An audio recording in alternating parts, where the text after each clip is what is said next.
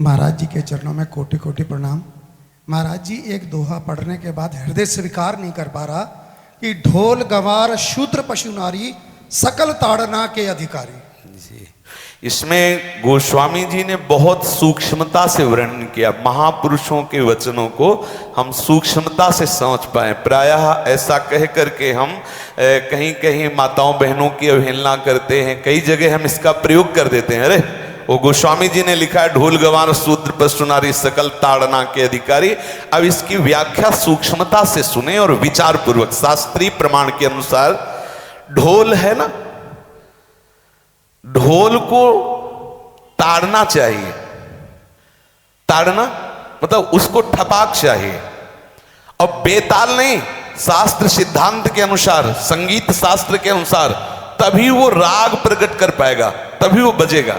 ढोल को हाथ जोड़ के बोलो कि साहब आप बज जाएं, नहीं बजे, उसको ताड़ना चाहिए।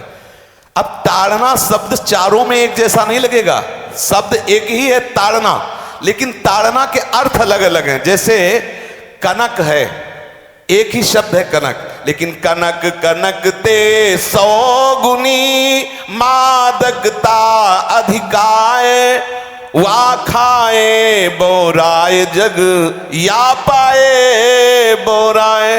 बोले कनक ही शब्द है। जैसे ताड़ना शब्द का हम प्रयोग केवल वही समझे कि ताड़ना देना ही नहीं, उसका अर्थ अलग अलग है। जैसे कनक शब्द है, कनक को सोना भी कहते हैं और कनक को धतूरा भी कहते हैं।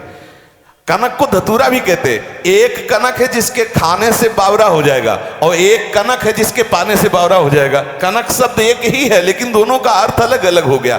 ऐसे ही ढोल में ताड़न का तात्पर्य है उसको पीटना, लेकिन वो शास्त्रीय संगीत के आधार पर उसको ताल देना। ताल देने से ही वो राग प्रकट करता है, आनंद की उमगन करता है, ना कि प्रार्थना करने से। समझ रहे? अच्छा, गंवार, गंवार कहते हैं विवेकहीन पुरुष को। विवेकहीन पुरुष को कोई कार्य दे दो और उस पर दृष्टि न रखो तो कार्य नष्ट हो जाएगा।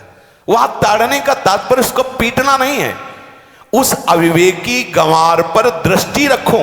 जो आपने कार्य सौंपा है, जो भी कार्य उसका है, उस अविवेकी पर दृष्टि रखना ताड़ना हुआ। उस पर दृष्टि रखो, क्योंकि वो अविवेकी है, गंवार है, वो कार्य प्रणाली ठीक जानता नहीं। आप जहां त्रुटि होता संभाल लेना तो वो संभल जाए, क्योंकि वो गंवार है।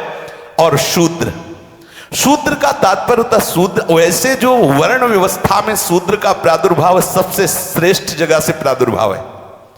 वर्णन आता है ब्राह्मणोष मुखमाशी बाहु राजन्य कृतः उरुददस जत वैश्या पदभ्याग्यं शूद्रो जायत। भगवान के श्री चरणों की ही वंदना होती है। प्राय आपने देखा सबके श्री चरणों की, और शूद्रों का प्रादुर्भाव श्री चरणों से हुआ है।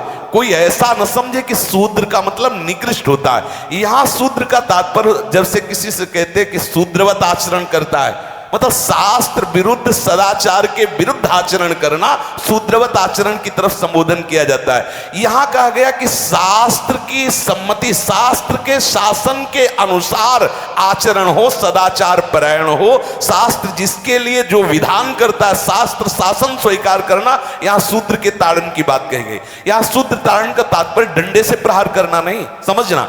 और जो चौथा कहा गया नारी, अगर स्त्री को हम ये कहें कि ताड़न से ही वो केवल काबू में रहती है, तो राष्ट्र में अपने प्रसिद्ध लक्ष्मीबाई जैसी कोई सामर्थ्यशाली वीरांगना, कोई वीरों सामने बड़े बड़े वीरों के दांत खट्टे कर दे, ऐसी बहादुर सिंघनी हुई, अंग्रेजों के दांत खट्टे कर दिए। अगर कोई समझे कि नारी केवल ताड़ने के लिए है तो उसकी मूर्खता है। पुरुष और नारी का समान प्रादुर्भाव हुआ है। भगवान ब्रह्मा के श्री अंग से दाहिनी तरफ से महाराज मनु और बाईं तरफ से उनकी पत्नी उनका प्रादुर्भाव हुआ शतरूपा। शतरूपा, अब आप बोलो एक ही शक्ति के दो भाग हो गए, एक पुरुष रूप धारण कर लिया, एक नारी रूप धारण कर लिया। अब यहां विचार जो है कि उस नारी के ऊपर ताड़न शब्द का क्या प्रयोग है। जैसे आप मार्ग में चले जा रहे हैं और आपने दृष्टि चूक कर दी और नारी आपकी स्त्री पीछे चल रही, तो कोई हमला कर सकता है, क्योंकि वो रत्न है। 14 रत्नों में एक रत्न स्त्री रत्न भी है। स्त्री को रत्न कहा गया है। भगवान श्री राम जब वनवास में जा रहे हैं तो सिया जी को आगे नाव में जब चढ़ाना होता तो पहले सिया जी को चढ़ा, सीए चढ़ाई चढ़े रघुराई, पहले आगे। दृष्टि रखो, दृष्टि चूक गई तो रत्न है। यहां दृष्टि रखना, शासन मतलब उसको पिटाई करना नहीं कि जैसे ढोल को पीटा जाता है ऐसे स्त्री को पीटा जाए, शूद्र को पीटा जाए तो गंवार को, यह व्याख्या नहीं है, यह मूर्खता है, इसे व्याख्या नहीं कहते। जैसे कनक शब्द के कई अर्थ होते हैं, ऐसे ही ताड़न शब्द का यहां अलग अलग प्रयोग है। स्त्री के ऊपर दृष्टि रखो। किस भाव की दृष्टि रखे? क्योंकि वो हमारे यहां रत्न की तरह है, कहीं कोई ऐसा ना हो कि कुदृष्टि वाला कोई उस पर हमला कर दे।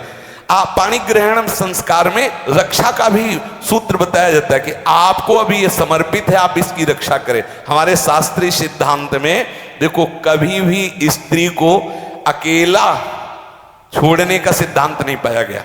अगर शास्त्रीय सिद्धांत, बच्ची है तो माता पिता के शासन, थोड़ी बड़ी हुई तो भाई आदि के बीच में, और बड़ी हुई तो पति के, और बड़ी हुई तो पुत्रों के, मतलब एक सानिध्य का एक दृष्टि रखी गई है कि यदि आप अपनी दृष्टि में रखेंगे तो उसका अमंगल नहीं होगा, उसका हित नहीं होगा।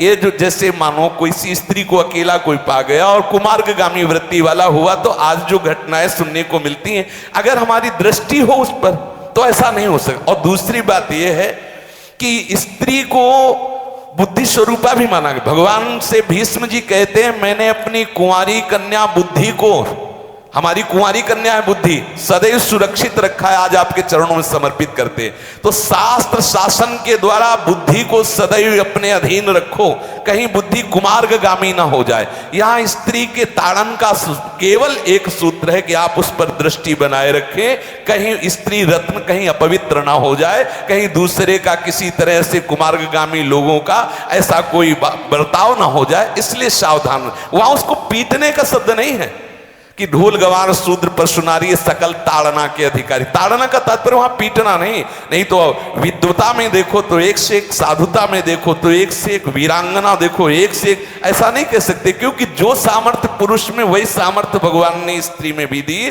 क्योंकि भगवान के ही दो रूप हैं, एक स्त्री और एक पुरुष, समझ रहे ना। तो इसमें एक ताड़न शब्द का कई अर्थ होता है। भगवान की साक्षात शक्ति स्त्री है। अगर कोई इस भाव से देखे कि स्त्री तो केवल ताड़ना मतलब केवल गाली दे के बात करना, ऐसा नहीं। जिस घर में स्त्री का अपमान होता है उस घर का नाश हो जाता है, निश्चित हो जाता है। आप देखिए, रावण का सत्यानाश हो गया जगदम्बा सीता के प्रति, दुर्योधन का सत्यानाश हो गया द्रौपदी के प्रति। जहां स्त्री का अपमान हो जाए, अगर कोई ये समझे कि स्त्री केवल मतलब जैसा हम चाहें वैसा व्यवहार करे, तो अगर नाश ना हो जाए तो हमें बता देना, क्योंकि भगवान की वो शक्ति है। अगर उसे तुम सोचो कि हम ताड़न करें, जैसे ढोल को ताड़न करें ऐसे ताड़न करें, तो तुम्हारा नाश हो जाएगा। बिल्कुल सच्ची बात समझ लीजिए।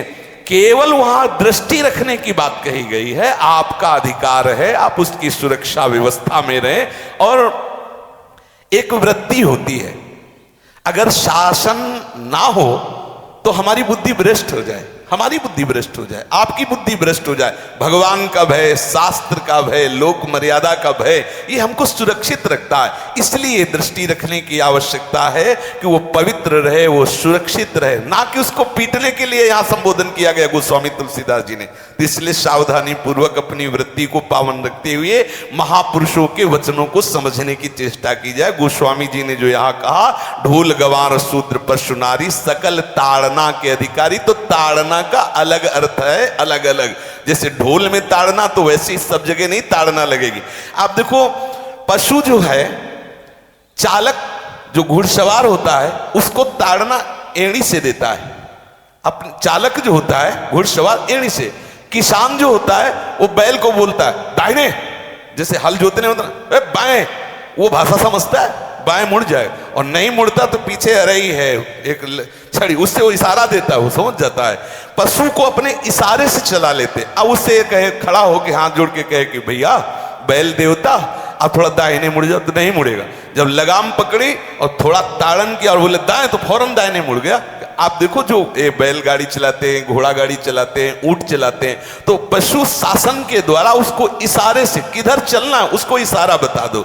अलग अलग जगह इस ताड़न शब्द का अर्थ प्रयोग किया गया है।